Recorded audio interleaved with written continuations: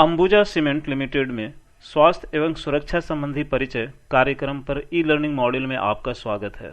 यह मॉड्यूल आपको स्वास्थ्य एवं सुरक्षा संबंधी जरूरतों के बारे में एक संक्षिप्त जानकारी प्रदान करता है तथा आपको अंबुजा में विभिन्न स्वास्थ्य एवं सुरक्षा संबंधी नियमों तथा स्वास्थ्य एवं सुरक्षा संबंधी पहल के बारे में बेहतर ढंग से समझने में मदद करेगा।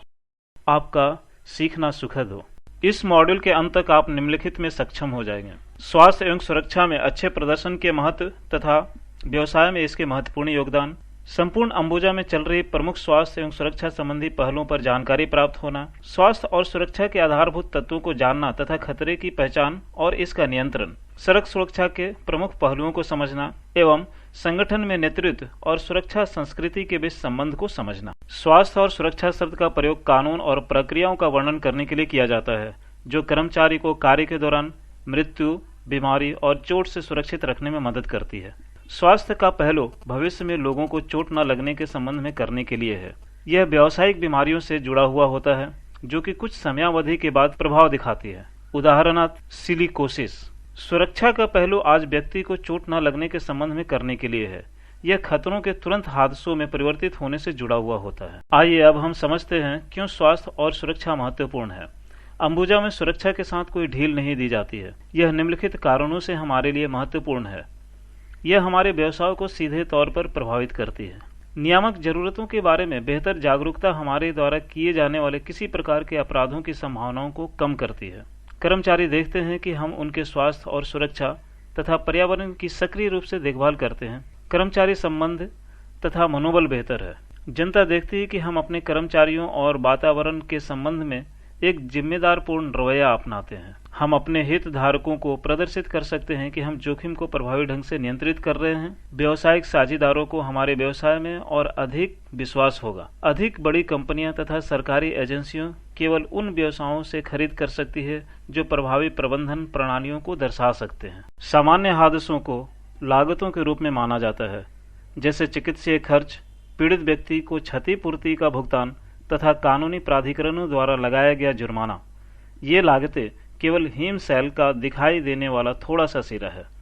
बहुत सी छिपी हुई लागतें होती है, जैसे घायल कामगार एवं सहकर्मी द्वारा समय का नुकसान, उत्पादन का नुकसान, क्षतिग्रस्त औजारों और उपकरणों का प्रतिस्थापन, काम रुका होने पर ऊपरी खर्च की लागत, बढ़ा हुआ बीमा प्रीमियम, जांच पड़ताल करने में लगने वाला प्रबंधन का समय इत्यादि।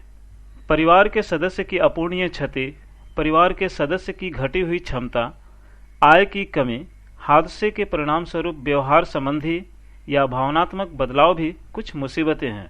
सारांश यह है कि स्वास्थ्य और सुरक्षा एक अच्छी व्यावसायिक समझ बनाता है तथा व्यक्ति के लिए पूर्ण नुकसान रहित सुनिश्चित करने के लिए सभी सुरक्षा संबंधी नियमों और विनियमों का पालन करना महत्वपूर्ण है। हमारा ध्येय पूर्णतः नुकसान रहित होने का है। हमारा मानना है कि सभी चोटों और व्यावसायिक बीमारियों को रोका जा सकता है। हम उत्पादकता, गुणवत्ता या लागत के लक्ष्यों को पूरा करने के लिए कभी भी सुरक्षा के साथ समझौता नहीं करेंगे। इस प्रकार के सुरक्षित कार्य के माहौल को बनाने के लिए प्रबंधकों और सुपरवाइजरों की विशेष जिम्मेदारी होती है। सुरक्षा संबंधी नियमों और प्रक्रियाओं का पालन करना प्रबंधन सहित हम में से प्रत्येक की जिम्मेदारी है। इस दायित्व को स्वीकार करने के लिए जानबूझकर विफलता के लिए कोई बहाना नहीं है। मिलजुल कर हम अपने शून्य हादसों के लक्ष्य की ओर आगे बढ़ सकते हैं। हम अपने H&S ध्येय की पुष्टि करते हैं। व्यक्तियों के लिए पूर्णतः नुकसान रहित सुरक्षा हमारी सर्वोच्च प्राथमिकता है। प्रत्येक की प्रतिबद्धता अपेक्षित है। हमारे लक्ष्य, हम अपनी साइटों और मौतों को स्वीकार नहीं करते हैं। हम चोट से समय की क्षति की आवृत्ति दर को 1 से कम करना चाहते हैं तथा इसे बनाए रखना चाहते हैं। हम इसे निम्नलिखित के द्वारा हासिल करेंगे। हम सभी जो करते हैं उसमें सुरक्षा के लिए जुनून प्रदर्शित करके विपत्ति निवारण तत्वों द्वारा दर्शाए गए के अनुसार प्रमुख खतरों को नियंत्रित करके, सबसे अधिक आरक्षित व्यक्तियों पर ध्यान केंद्रित करके, हमारे सभी कर्मचारियों, उनके प्रतिनिधियों और ठेकेदारों के साथ कार्य करके। स्वास्थ्य और सुरक्षा नीति हमारी स्वास्थ्य और सुरक्षा प्रबंधन प्रणाली का आधार है। नीति हमारे शीर्ष प्रबंधन की प्रतिबद्धता है। स्वास्थ्य और सुरक्षा नीति न केवल आंतरिक कर्मचारियों के लिए है बल्कि बाहरी दुनिया के लिए हितधारकों तथा अन्य इच्छुक पक्षों को हमारी प्रगति की निगरानी करने की अनुमति देती है। अंबुजा सीमेंट्स लिमिटेड के एक कर्मचारी के रूप में हम सभी को नीति का पालन करने तथा इसे पूर्णता के साथ कार्यान्वित करने की जरूरत है। कृपया नीति पर सावधानीपूर्वक ध्यान दें।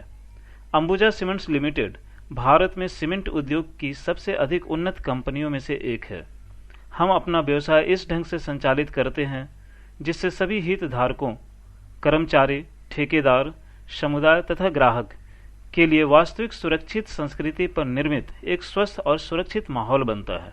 स्वास्थ्य और सुरक्षा हमारा अति महत्वपूर्ण मूल्य है। हम सभी स्तरों पर और अपने संपूर्ण संगठन में स्वास्थ्य और सुरक्षा के लिए दृष्टिगोचर नेतृत्व और वैयक्तिक जवाबदेही में विश्वास करते हैं। हमारी प्रतिबद्धता है, हम पूर्णतः नुकसान रहित होने के लक्ष्य के साथ अपना व्यवसाय करेंगे। कर्मचारियों और ठेकेदारों के लिए सुरक्षित, स्वस्थ और संरक्षित कार्य की स्थितियां प्रदान करेंगे। अपने व्यवसाय में अपने कार्य प्रदर्शन को निरंतर सुधारने तथा जोखिम को सक्रिय रूप से प्रतिबंधित करने के लिए डिजाइन की गई वैश्विक स्वास्थ्य सुरक्षा प्रबंधन प्रणाली को मेंटेन करेंगे। लागू कानून, नियामक, उद्योग तथा कारपोरेट संबंधी जरूरतों का पालन करेंगे। प्रासंगिक स्वास्थ्य और सुरक्षा संबंधी मुद्दों पर सभी हितधारकों के साथ खुले तौर पर संप्रेषण करेंगे। स्वास्थ्य और सुरक्षा संबंधी नियम सुरक्षा के प्रति हमारी प्रतिबद्धता को प्रस्तुत करते हैं तथा सभी हितधारकों से इस तरीके से कार्य करने की उम्मीद की जाती है जिससे प्रत्येक सुरक्षित रहें। सुरक्षा संबंधी उल्लंघनों से बचने के लिए पूर्व विचार और योजना के साथ इन नियमों को समझना अत्यंत जरूरी है। स्वास्थ्य और सुरक्षा संबंधी नियमों का प्रयोजन जोखिम वाले व्यवहार को रोकना तथा जीवन को सुरक्षित करना होता है। स्वास्थ्य और सुरक्षा संबंधी नियम नीचे दिए गए हैं। नियम 1, मैं कोई कार्य शुरू करने से पहले जोखिम का आकलन और नियंत्रण करता हूं या करती हूं। नियम 2, मैं केवल उन्हीं गतिविधियों को करता या करती हूं जिनके लिए अधिकृत हूं। नियम 3, मैं कभी भी स्वास्थ्य और सुरक्षा संबंधी उपकरणों का अतिक्रमण या दुरुपयोग नहीं करता या करती हूं तथा सदैव आवश्यक पीपीई सुरक्षा उपकरण का उपयोग करता या करती हूं। नियम 4, मैं कभी भी शराब या मादक द्रव्यों के नशे में कार्य नहीं करता या करती हूं। नियम 5, मैं सभी हादसों की रिपोर्ट करता हूं या करती हूं। कृपया नोट करें कि इन नियमों का पालन करना रोजगार की एक शर्त है। हमारी महत्वाकांक्षा, हमारे व्यक्तियों के लिए पूर्णतः नुकसान रहित दीर्घकालिक सुधार, अनुशासन एवं व्यवहार, किसी स्वास्थ्य और सुरक्षा संबंधी उल्लंघनों के लिए पूर्ण असहनशीलता, परिणाम प्रबंधन का सुसंगत अनुप्रयोग, सकारात्मक संगठनात्मक मानसिकता, हमने 2014 में जो हासिल किया है उस पर गर्व होना, हमने 2014 में जो हासिल किया है उस पर गर्व होना, अंबुजा स्वास्थ्य और सुरक्षा संबंधी बदलाव का सफर, हमें परवाह है, गर्व और संतुष्टि की भावना पैदा करके अपने साइट्स पर सुरक्षित कार्य की स्थितियां सुनिश्चित करने के लिए अग्र सक्रिय और सकारात्मक दृष्टिकोण, जवाबदेही पैदा करने के लिए अपने manufacturing excellency program people power के साथ H&S सफर को पूरी तरह से एकीकृत करना। हम ध्यान रखते हैं कार्यक्रम हमारे स्वास्थ्य और सुरक्षा बदलाव का सफर है। हम ध्यान रखते हैं कार्यक्रम का मुख्य लक्ष्य हमारी कंपनी में हमारे व्यक्तियों के लिए पूर्णतः नुकसान रहित स्थिति हासिल करना तथा दीर्घकालिक स्वास्थ्य और सुरक्षा संबंधी सुधार हासिल करना। हम अपने पूर्णतः नुकसान रहित स्थिति के लक्ष्य को हासिल करने के लिए अपने सभी कर्मचारियों से अनुशासित तथा सुरक्षित तरीके में व्यवहार करने की उम्मीद करते हैं। स्वास्थ्य और सुरक्षा संबंधी किसी उल्लंघन को माफ नहीं किया जाएगा। स्वास्थ्य और सुरक्षा संबंधी घटनाओं और उल्लंघनों के लिए परिणाम प्रबंधन प्रक्रिया तथा दिशा निर्देशों को तैयार कर लिया गया है तथा सभी कर्मचारियों को सूचित कर दिया गया है। ये दिशा निर्देश सभी स्तर के कर्मचारियों के लिए एक जैसे हैं। इन दिशा निर्देशों के बारे में और अधिक जानकारी के लिए कृपया अपने स्थानीय स्वास्थ्य और सुरक्षा विभाग के संपर्क में रहें। वी केयर कार्यक्रम की मदद से हम स्वास्थ्य और सुरक्षा के लिए सकारात्मक संगठनात्मक मानसिकता हासिल करना चाहेंगे। हमारी साइट्स पर सुरक्षित कार्य की स्थितियों को सुनिश्चित करने के लिए हमें परवाह है, कार्यक्रम अपने अग्र सक्रिय एवं सकारात्मक दृष्टिकोण के कारण गर्व और संतुष्टि की भावना पैदा करने में हमारी मदद करेगा। यह कार्यक्रम हमारे प्रमाणित निर्माण उत्कृष्टता कार्यक्रम जनशक्ति पर आधारित है तथा यह जवाबदेही की सीमा के रूप में स्वास्थ्य और सुरक्षा को बनाने के लिए हमारी मदद करने जा रहा है। वी केयर कार्यक्रम स्वास्थ्य और सुरक्षा संपूर्णता मॉडल को ऊपर बढ़ाने में हमारी मदद करेगा। इसके लिए हमें उच्च स्तर की प्रक्रियाओं और कार्य पद्धतियों से भावनात्मक सहभागिता और गर्व की अनुभूति पैदा करने में खुद को बदलने की जरूरत है। बस केवल अनुपालन की जगह सुरक्षा को एक आदर्श बनाकर जिएं। प्रशिक्षण मोड से कोचिंग मोड तक सुरक्षा के कार्यान्वयन के लिए हमारे शीर्ष पर आधारित दृष्टिकोण से लेकर नीचे तक का दृष्टिकोण, बॉक्स में टिक करने के रूप में सुरक्षा के बारे में हमारी मानसिकता से लेकर हकीकत में विश्व स्तरीय सुरक्षा संबंधी कार्यान्वयन तक। अंत में हमें सुरक्षा की मजबूती के लिए एक कार्यात्मक दायित्व के रूप में सुरक्षा पर विचार करके खुद को बदलने की जरूरत है कि सुरक्षा लाइन प्रबंधन की जिम्मेदारी है तथा लाइन प्रबंधन रोल मॉडलिंग के द्वारा सुरक्षा के लिए प्रतिबद्धता प्रदर्शित करेगा। वर्क ग्रुप की संकल्पना। व्यवहारिक और कार्यान्वयन योग्य समाधानों के लिए वर्क ग्रुप एक उत्कृष्ट दृष्टिकोण है। प्रत्येक वर्क ग्रुप में लाइन एवं स्वास्थ्य और सुरक्षा से वरिष्ठ कार्यात्मक विशेषज्ञ मौजूद होते हैं। वर्क ग्रुप समाधानों की पूर्णता एवं अस्थायित्व पर ध्यान केंद्रित करते हैं। वे मुद्दों को प्राथमिकता देते हैं एवं व्यवहारिक समाधानों की सिफारिश करते हैं। वर्क ग्रुप दृष्टिकोण उत्कृष्ट टीम के रूप में कार्य एवं लाइन तथा स्वास्थ्य और सुरक्षा टीम दोनों से समर्थन प्रदर्शित करता है। सुधार के लिए 11 केंद्र बिंदु के क्षेत्र पहचाने गए हैं।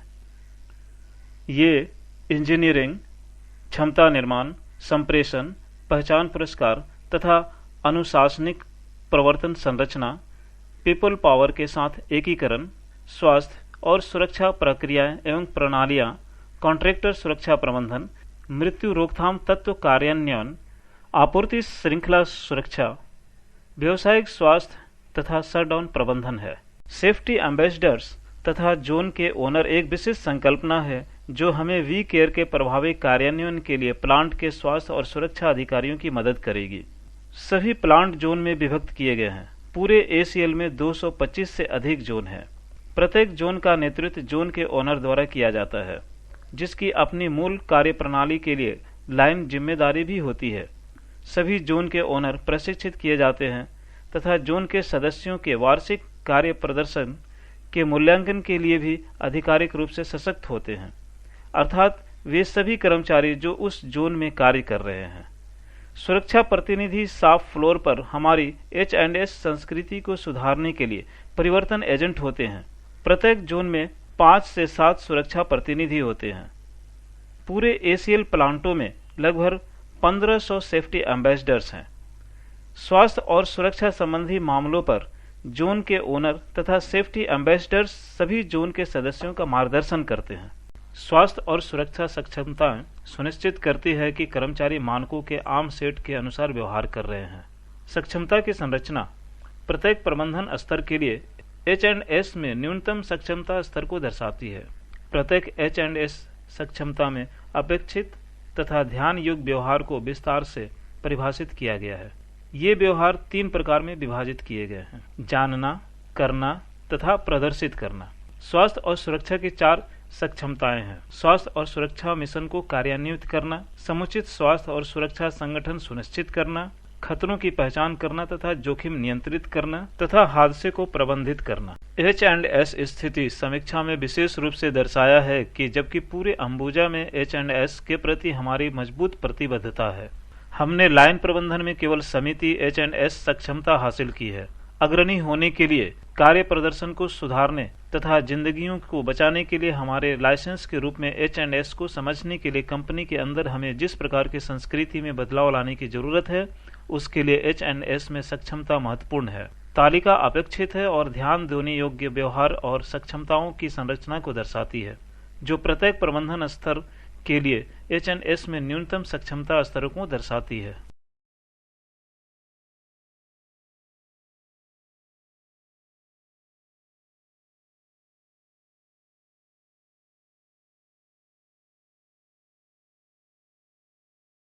स्वास्थ्य और सुरक्षा में हमारे लक्ष्य हासिल करने के लिए हमें स्थानीय परिपक्वता के स्तर के अनुसार प्रमुख तत्वों को विकसित करने की जरूरत है। आपको अपने नियंत्रण क्षेत्र में सुरक्षित प्रचालन के लिए निम्नलिखित मूलभूत जरूरतों को सुनिश्चित करने की जरूरत है: उद्देश्य के अनुरूप उपकरण, प्रभावी प्रक्रियाएं और कार्यविधियां, खतरे पहचाने गए, समझे गए एवं नियंत्रित किए गए हैं, उप ठेकेदार का चयन एवं प्रबंधन, प्रभावी आपातकालीन व्यवस्थाएं तथा सक्षम Shram Shakti. Fertility prevention elements से आशय प्राणघातक चोटों से है। FPE कार्यान्वयन के उद्देश्य निम्नलिखित पर ध्यान देना है। मौतों की संभावना और उनके कारणों की पहचान करना तथा समझना। मृत्यु की जोखिमों के प्रबंधन के लिए न्यूनतम जरूरतों को निर्धारित करना। हमारा ध्यान और संसाधनों को निर्देशित करने के लिए मृत्यु निवारण तत्वों पर ध्यान केंद्रित करना। मृत्यु की घटनाओं को रोकने में हमारी क्षमता का मूल्यांकन करने के लिए हमारी प्रक्रियाओं और कार्य पद्धतियों की निगरानी करना और समीक्षा करना। सफल होने के लिए हमें अपने कर्मचारियों तथा हमसे संबंध ठेकेदारों दोनों को शामिल करना चाहिए। नीचे 13 फर्टिलिटी प्रिवेंशन एलिमेंट्स दिए गए हैं। स्वास्थ्य और सुरक्षा पिरामिड एक स्वास्थ्य और सुरक्षा प्रबंधन प्रणाली है जिसका अंबुजा में अनुसरण किया जाता है। स्वास्थ्य और सुरक्षा पिरामिड, इसके तत्व या ब्लॉक तथा संबंध दस्तावेजीकरण का उद्देश्य स्वास्थ्य और सुरक्षा प्रबंधन प्रणाली के प्रदर्शन में स्वीकृत अच्छी कार्य पद्धतियां स्थापित करने के लिए इन प्रत्येक तत्वों के अंदर प्रमुख जरूरतों को दर्शाने के लिए है। ठेकेदार कर्मचारियों का मृत्यु की घटना में शामिल होने का सबसे अधिक जोखिम होता है।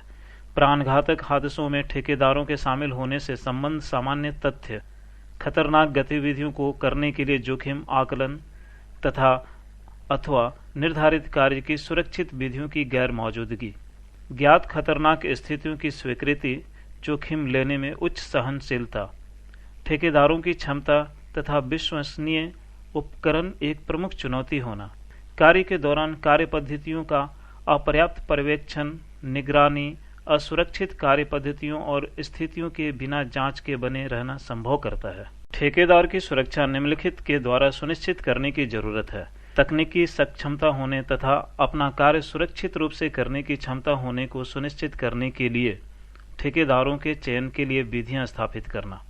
ACL तथा इसके अनुमोदित ठेकेदारों के बीच स्वास्थ्य और सुरक्षा के महत्व की एक आम समझ पैदा करना। प्रत्येक अनुबंध की संपूर्ण अवधि में लागू की गई स्वास्थ्य और सुरक्षा संबंधी जरूरतों को सुनिश्चित करने के लिए भूमिकाओं और दायित्वों को निर्धारित करना। प्रत्येक ठेकेदार के स्वास्थ्य और सुरक्षा प्रदर्शन की निगरानी और मूल्यांकन करने के लिए समर्थ करने वाली प्रक्रियाओं को स्थापित करना। स्वास्थ्य और सुरक्षा प्रबंधन प्रणाली का सबसे महत्वपूर्ण पहलू ठेकेदारों का प्रबंधन है। ठेकेदार सुरक्षा प्रबंधन प्रक्रिया के नीचे निर्दिष्ट किए गए 5 चरण शामिल होते हैं। यदि आप ठेकेदार को काम पर रखने अथवा ठेकेदार से कार्य संपन्न कराने में शामिल हैं, तब आपको यह सुनिश्चित करने की जरूरत है कि ठेकेदार सुरक्षा प्रबंधन प्रक्रिया का समग्र रूप से पालन किया गया है।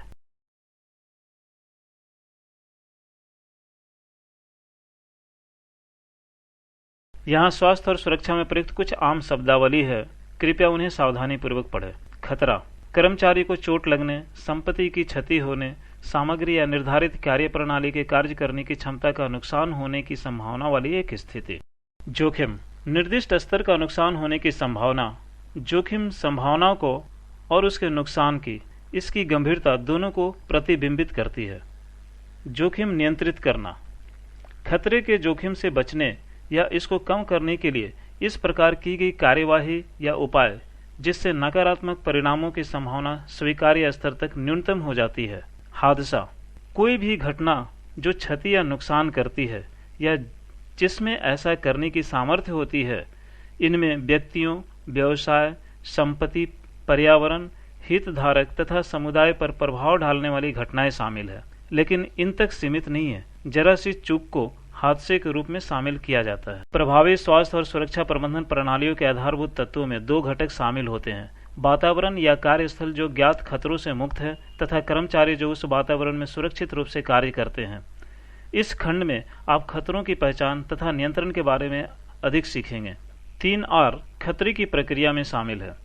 खतरे की पहचान करना, खतरे का पता लगाना किसी पूर्वभाषी खतरों जो किसी को चोट पहुंचा सकते हैं या बीमार कर सकते हैं को पहचानने की प्रक्रिया है। किसी चीज को पहचानने में समर्थ होना कि वह खतरा है का अर्थ है कि आपको या अन्य व्यक्ति को चोट लगने की कम संभावना है। इसकी संबंधित व्यक्ति को रिपोर्ट करना, अपने नियोक्ता या सुपरवाइजर को खतरे की रिपोर्ट करें जिससे वे इसके बारे में जाने, खतरे के बारे में अन्य व्यक्तियों को चेतावनी दे सकते हैं तथा खतरे से निपटने के लिए कदम उठा सकते हैं। और अंत में सुनिश्चित करें कि खतरा हट गया है। खतरे को हटाए जिससे यह चोट या बीमारी न पहुंचा सके। खतरे की पहचान के लिए स्वाभाविक होने की जरूरत है। जितने अधिक कौशलों को आप विकसित करेंगे, उतनी ही अधिक स्थितियों में आप उनका उपयोग कर सकते हैं। तब तक अपने परिवार और मित्रों को सुरक्षित रखने में मदद कर सकते हैं। सभी खतरे छोटे दिखाई देते हैं जब तक कोई हादसा नहीं हो जाता है। हादसों को रोका जा सकता है, आप उन्हें रोक सकते हैं। जितना अधिक आप देखते हैं, उतना ही अधिक आप सुरक्षित होते हैं। प्रचालनों के एक भाग के रूप में खतरे मौजूद होते हैं, तथापि खतरों की होने वाली जोखिमों को कम करने के लिए पर्याप्त नियंत्रण है। व्यक्ति के साथ साथ दूसरों की सुरक्षा को सुनिश्चित करने के लिए हर समय सुरक्षित कार्य पद्धतियों और दिशा निर्देशों का पालन करना चाहिए। यहाँ सीमेंट उत्पादन गतिविधियों, रखरखाव गतिविधियों तथा खदान गतिविधियों में शामिल खतरों के कुछ उदाहरण हैं। उदाहरण: मशीनरी का चलना, चीज़ों का गिरना, सीमित स्थान में प्रवेश, गतिशील उपकरण, वाहन की पारस्परिक क्रिया, विस्फोटकों को हैंड करना इत्यादि।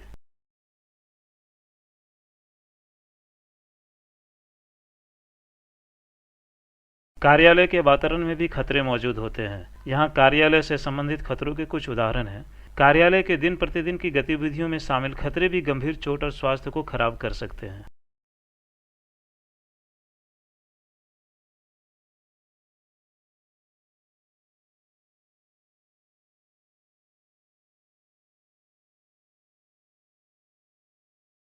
नियंत्रणों का पदक्रम वरीयता क्रम में नियंत्रण उपायों की एक सूची है, जिसका उपयोग खतरे के जोखिम को समाप्त करने या न्यूनतम करने के लिए किया जा सकता है। इन प्राथमिकताओं को नीचे सूचीबद्ध किया गया है। उन्मूलन: इस नियंत्रण उपाय में जोखिम को समग्र रूप में समाप्त करना या हटाना शामिल है।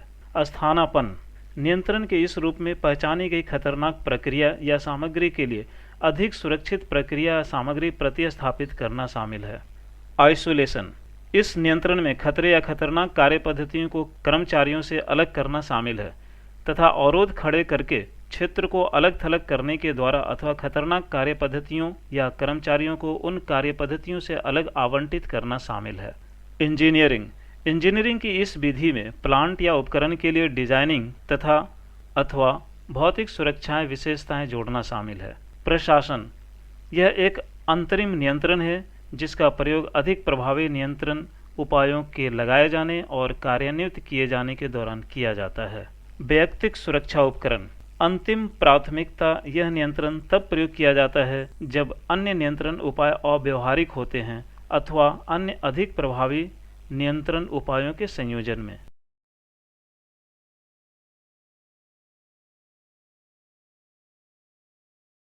इस खंड में आप सीखेंगे कि खतरनाक कार्य की गतिविधियों को कैसे नियंत्रित करना है। इस पेज में किए गए उल्लेख के अनुसार कुछ गतिविधियों में उच्च जोखिम होता है तथा कार्य के लिए परमिट प्रणाली के द्वारा प्रभावी ढंग से इन्हें प्रबंधित करना महत्वपूर्ण होता है। इन खतरनाक कार्य की गतिविधियों को शुरू करने से पहले कार्य के लिए परमिट प्राप्त करना चाहिए। केवल प्रशिक्षित और अधिकृत कर्मचारी परमिट धारक या परमिट जारीकर्ता अथवा आइसोलेशन अधिकारी हो सकते हैं।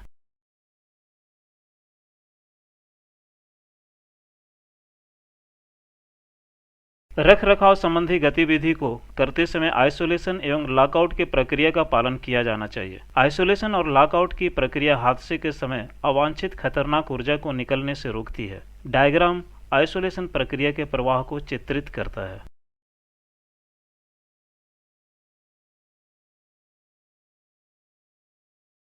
सीमित स्थान वे स्थान होते हैं जिनमें प्रवेश और निकास के मार्ग सीमित या प्रतिबंधित होते हैं तथा नुकसानदेह वातावरण हो सकता है या ऐसे संचित पदार्थ हो सकते हैं जो उनमें कार्य करने वाले कर्मचारियों के लिए जोखिम पैदा कर सकते हैं।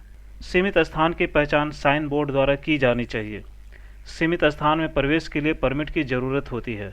परमिट के भाग के रूप में जोखिम आकलन आवश्यक होता है। इसमें प्रवेश के जोखिम तथा कार्य की गतिविधियों से जोखिम शामिल होते हैं। केवल सक्षम व्यक्ति सीमित स्थानों में प्रवेश कर सकते हैं या प्रवेश के लिए परमिट जारी कर सकते हैं। राहत प्लान यथास्थान होना चाहिए तथा एक सहायक व्यक्ति आवश्यक हो। माहौल की प्रकृति समझना और नियंत्रित करना चाहिए।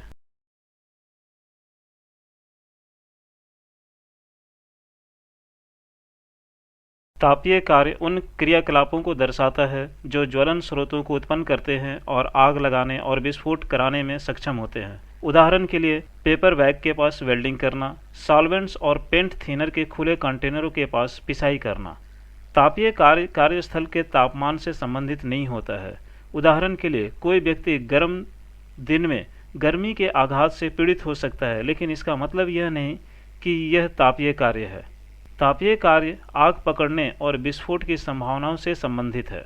गैर निर्दिष्ट स्थानों पर काम करने के लिए परमिट की आवश्यकता होती है। वेल्डर आकलन और उपकरण जांच सूची को भरा जाना चाहिए। खतरे की पहचान तथा जोखिम आकलन एवं आपातकालीन प्लान यथास्थान होना चाहिए। आग सुरक्षा संतरी तापीय कार्य की जगह पर तैनात रखा जाना चाहिए।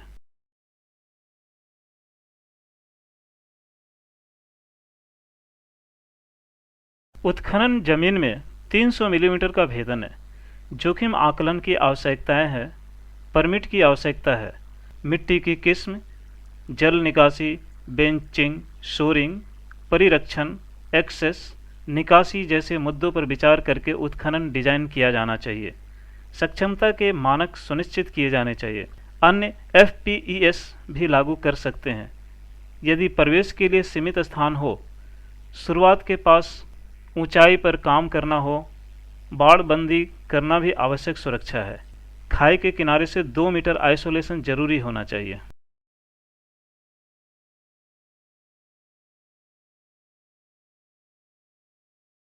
एक 1.8 मीटर से ऊपर काम करने के लिए सर्वेक्षण रिकॉर्ड और परमिट की आवश्यकता है। ऊंचाई पर काम करने वाले व्यक्ति को सक्षमता मानदंड जरूर पूरा करना चाहिए। गिरने से रोकथाम और गिरने से संरक्षण जरूरी है। PPS आवश्यकता है तथा ऊंचाई पर काम करते समय अवश्य प्रयोग करना चाहिए। WAH से पहले राहत प्लान तथा HIRA अवश्य करना चाहिए। काम के लिए उचित दृष्टिकोण जरूर तैयार किया जाना चाहिए। मचान, पोर्टेबल सीढ़ियाँ आदि कार्य से पहले टूल बॉक्स स्टॉक जरूर किया जाना चाहिए। यह संकेत करने के लिए कि मचान उपयोग के लिए सुरक्षित है, टैग या सूचना जैसे स्थानीय रिकॉर्ड उपलब्ध कराना जरूरी है।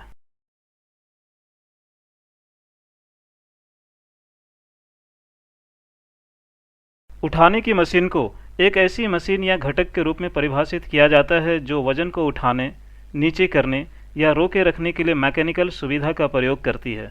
उठाने के उपकरण में क्रेन, एलिवेटर या लिफ्ट, कार्मिक तथा सामग्री के लिए forklift truck, Strecker truck, mobile कार्यशील प्लेटफॉर्म, पुली ब्लॉक, ट्रॉली सहित रनवे बीम, हाइड्रोलिक या हाई लिफ्ट जैक तथा डेविट शामिल है। प्रत्येक प्रकार के उठाने की मशीन को केवल कुशल व्यक्ति द्वारा प्रचालन या प्रयोग करना चाहिए। सुरक्षा उपकरण, सीमा स्विच या विजुअल या सुनाई देने वाली चेतावनी प्रणालियों, आपातकालीन रोकने के नियंत्रण उठाने के उपकरणों पर उपलब्ध होना चाहिए। सभी उठाने की गतिविधियों के दौरान साइन बोर्ड तथा अवरोध लगाना आवश्यक है। ओवरहेड बिजली की लाइनों के लिए नज़र रखना, लटके हुए वजन के नीचे किसी को भी नहीं टहलना चाहिए।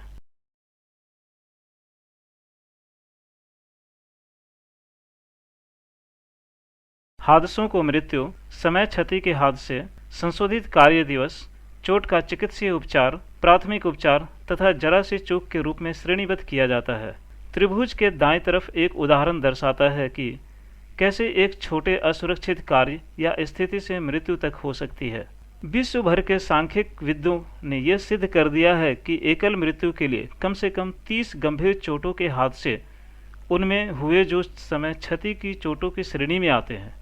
300 छोटी चोटों के हादसे जिनके लिए चिकित्सीय उपचार आवश्यक था, 3000 प्राथमिक उपचार के हादसे तथा कम से कम 30,000 असुरक्षित कार्य और असुरक्षित स्थितियां मौजूद है। इसलिए यदि हमें अपने साइट पर एक मृत्यु को रोकना है तो हमें न्यूनतम 30,000 असुरक्षित कार्यों और असुरक्षित स्थितियों को नियंत्रित करना है। हमें इन्हें नियंत्रित ही नहीं करना बल्कि उन्हें सही करना है। इसलिए हमें अपने आधारभूत तत्वों पर दृढ़ रहना है और वह खतरों की रिपोर्टिंग है।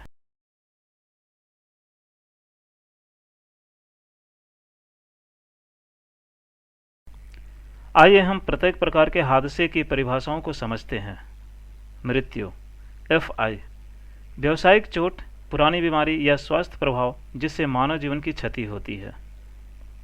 समय क्षति या हादसा LTI, व्यावसायिक चोट या बीमारी जिसके बाद प्रभावित व्यक्ति उस शिफ्ट या दिन के बाद जिस दिन व्यावसायिक चोट या बीमारी पैदा करने वाली घटना, चाहे वे काम करने के लिए नियत थे या नहीं, से निरपेक्ष घटी थी के बाद किसी भी समय कम से कम एक शिफ्ट या पूर्ण कार्य दिवस के लिए काम नहीं कर सकता है। संशोधित कार्य ड्यूटी MWD। अगर काम से संबंधित चोट या खराब सेहत के परिणाम स्वरूप व्यक्ति अपनी सामान्य कार्य गतिविधि का संचालन करने में असमर्थ है, तो स्थानीय प्रबंधन को लाइसेंस शुदा चिकित्सा प्रदाता की राय, लिखित में प्रलिखित जैसा उपयुक्त हो, को संदर्भ में लेते हुए घायल व्यक्तियों को उनकी हालत के अनुकूल वैकल्पिक मूल्य संवर्धक कार्य गतिविधि की पेशकश करनी चाहिए। इस तरह की घटनाओं को MWD के रूप में वर्गीकृत दर्ज करना चाहिए। चिकित्सीय उपचार हादसा MTI। गैर समय क्षति काम से संबंधित चोट या खराब सेहत है जो प्राथमिक उपचार से परे प्रशिक्षित स्वास्थ्य देखभाल पेशेवर, नर्स, डॉक्टर, फिजियोथेरेपिस्ट आदि द्वारा चिकित्सीय देखभाल की आवश्यकता के लिए काफ़ी गंभीर होती है। प्राथमिक उपचार हादसा FAI। गैर समय क्षति काम से संबंधित चोट या खराब सेहत है जिसके लिए मामूली दर्द या पीड़ा, खरोंच, कट जाने, जलन, किरच आदि के सरल उपचार की आवश्यकता होती है, लेकिन जिसके लिए प्रशिक्षित स्वास्थ्य देखभाल पेशेवर द्वारा चिकित्सीय देखभाल की आवश्यकता नहीं होती है और यह MTI भी नहीं होता है। इस तरह के उपचार को प्राथमिक उपचार माना जाता है, चाहे इसे एक प्रशिक्षित स्वास्थ्य देखभाल पेशेवर द्वारा ही प्रदान किया जाता हो। जरा सी चूक अवांछित घटना या घटनाओं का अनुक्रम जो थोड़ा अलग परिस्थितियों में लोगों और संपत्ति के लिए नुकसानदायक हो सकता है, लेकिन हुआ नहीं। गंभीर हादसा ऐसी घटना परिणाम से स्वतंत्र जैसे जरा सी चूक प्राथमिक चिकित्सा हादसा FAI, चिकित्सीय उपचार हादसा MTI, समय क्षति हादसा LTI, जिनमें गंभीर क्षति, एकल या एकाधिक घातक चोटें पैदा करने या संपत्ति को काफ़ी नुकसान या हानि पहुंचाने या CHF 250 या स्थानीय मुद्रा में समतुल्य से ऊपर नुकसान का जोखिम पैदा करने, जैसे आग, विस्फोट, भू तकनीकी या संरचनात्मक विफलताएं की तत्कालिक संभावना थी।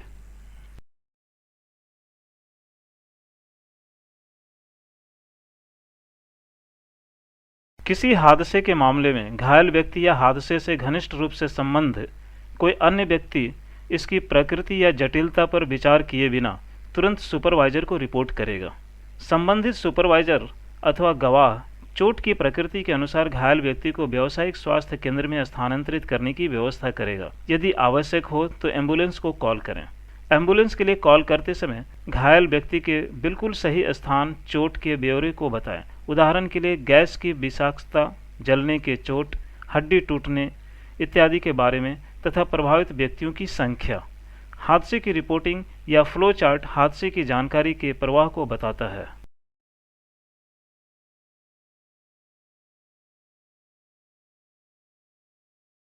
किसी ACL स्थान में सुरक्षित रूप से कार्य करने के लिए प्रत्येक को स्थान विशेष के सुरक्षा संबंधी नियमों का पालन करना चाहिए। हादसों को कभी भी पूरी तरह से नकारा नहीं किया जा सकता है। आपातकालीन स्थिति में शांत रहें, विचार करें, कार्य करें। कभी कभी आपात स्थिति के दौरान आवश्यक होने पर संपूर्ण स्थान को खाली करा लिया जाएगा। ऐसी स्थिति में आपको स्थानीय नियमों या प्रोटोकॉल के अनुसार सतर्क किया जाएगा। खाली कराने की स्थिति में निम्नलिखित के अनुसार आगे की क्रिया करें। सभी इंस्टॉलेशन और मशीनों के स्विच ऑफ करें। यदि संभव हो तुरंत अपने कार्यस्थल को छोड़ दें। एकत्रित होने के स्थान पर जाएं। प्रत्येक को जिसे आप देखते हैं अपने साथ बाहर आने के लिए अनुरोध करें। एलिवेटर का प्रयोग न करें।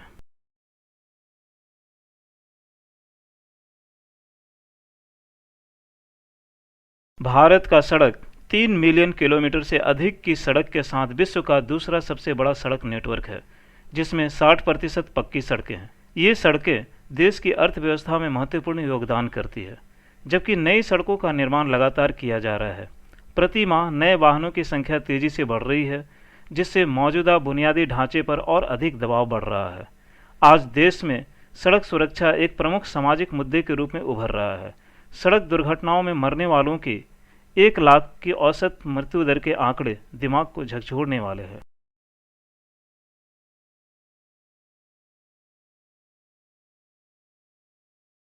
वाहन चलाना एक जटिल गतिविधि है जिसके लिए अनेक स्तर के कुशल व्यवहार की जरूरत होती है। अधिक समय तक विकसित कौशलों के परिणाम स्वरूप हमारा अधिकांश वाहन चलाने का व्यवहार स्वचालित या स्वाभाविक हो जाता है तथा न्यूनतम ध्यान के हस्तक्षेप की जरूरत होती है। हालांकि यह पहलू उस समय बहुत ही महत्वपूर्ण हो जाता है जब आपात स्थिति का सामना करते हैं और आपको आपात स्थिति पर सेकंड से भी कम समय में प्रतिक्रिया देनी होती है। सामान्यतः यह वास्तविक जीवन में नहीं होता है।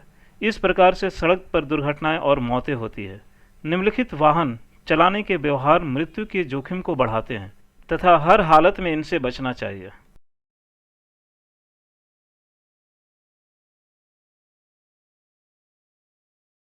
अच्छी ड्राइविंग के कौशल तथा आचार सार्वभौमिक है तथा सुरक्षित ड्राइविंग किसी अन्य चीज के बजाय सही समझ के बारे में अधिक है। यहाँ कुछ सुझाव है जो सड़क पर दुर्घटनाओं से बचने तथा सुरक्षित रहने में आपकी मदद करेंगे। काफ़ी आगे की योजना बनाएं, यात्रा जोखिम आकलन करें, जल्दीबाजी से बचें, सुरक्षित गति पर वाहन चलाएं, सतर्क रहें, पूरी तरह से फिट रहें, यातायात की स्थितियों में बदलाव पर गौर करें तथा तदनुसार खुद को ठीक करें। रक्षात्मक ड्राइवर बने।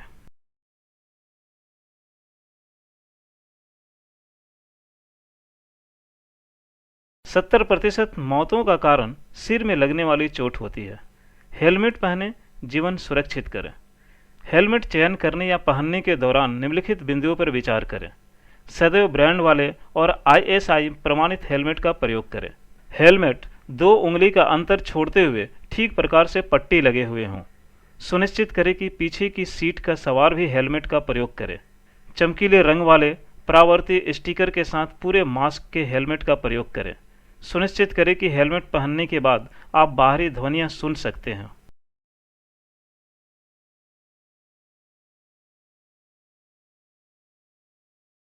यह हमें इस मॉड्यूल के समापन की ओर लाता है। इस मॉड्यूल में आपने सीख लिया है स्वास्थ्य और सुरक्षा में मजबूत प्रदर्शन का महत्व तथा व्यवसाय के लिए स्वास्थ्य और सुरक्षा का महत्वपूर्ण योगदान।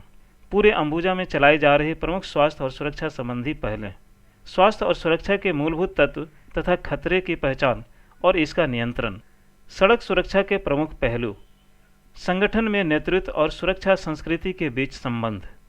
हमें उम्मीद है कि यह शिक्षण आपके लिए उपयोगी होगा।